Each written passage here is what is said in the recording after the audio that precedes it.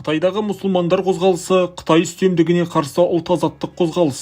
Оған дүнгендер, қазақтар, ұйғырлар және тағы басқа мұсылман халықтары қатысты. 18 ғасырдың екінші жартысында Шыңжаңда Син империясының үстемдігі орнаған еді.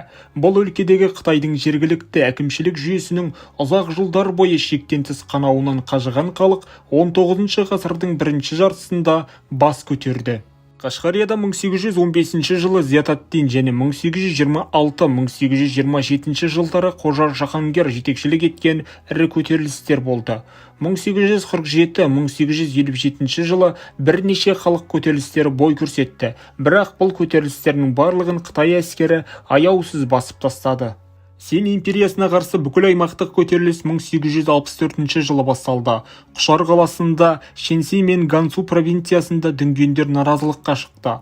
Бұл топқа ұйғырлар да қосылды. Көп ұзамай қаланы өз қолдарына алған дүнгендер мен ұйғырлар келісе отырып, Құшар билігінің басына Қожа Рашид ад-Динді отырғызды.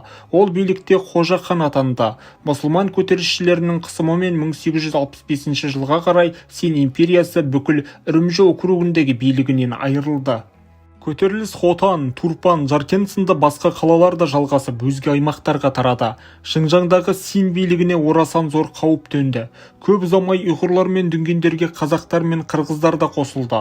Көтерілістің бүкіл аймаққа тарауы нәтижесінде Шыңжаң аумағында 5 дербес мұсылман мемлекеті пайда болды.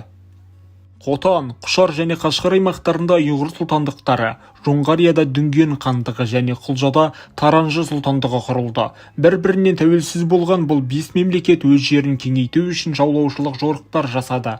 1867 жылы ұйғыр сұлтандықтары Бұзырық басшылығымен бір тұтас мұсылман мемлекеті 7 шаһарға қосылды. Сол жылы Бұзырық қожаның әскери қолбасшыларының бірі тегі қоқандық Мұхаммед Якуббек билікті өз қолына алды. Ол 1870-1871 жылдары Англия және Түркия елдерімен тығыз байланыс орнатты. Дүнген хандығын өзіне қаратып Ресейдің шекаралық иеліктеріне қауіп төндіре бастады. Бұл аймақтағы саяси жағдайларды өз мүдделері тұрғысынан шешуде Ресей мен Англияның өзара бәсекелестігі күшейді. 1871 жылы шекаралық аймаққа қауіп төндірді деген сылтаумен Ресей Қазақстанмен шекаралас Тараншы сұлтандығын басып алды.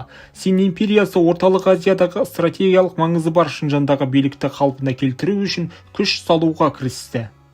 Син империясы 1873-1874 жылдары Шэньси, Гансу, Нинсе провинцияларындағы көтерілістерді талқандады. 1876 жылы Жоңғарияны Үрімжіні алды. 1877 жылы Қытай әскері Шығыс Түркістандағы Қашғар, Хотан, Турпан қалаларына басып кірді. 1878 жылы орыстардың қолындағы Іледен басқа бүкіл Шыңжаң жерінде Син үкіметінің билігі қалпына келтірілді.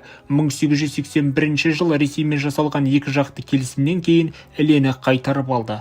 Шыңжаңдағы мұсылмандар көтерілісін басқан соң бұл аймақта Қытай үкіметі мықты әрі берік тәртіп орнатып, оны билеп төстеудің тиімді әдістерін іске асыруға кірісті.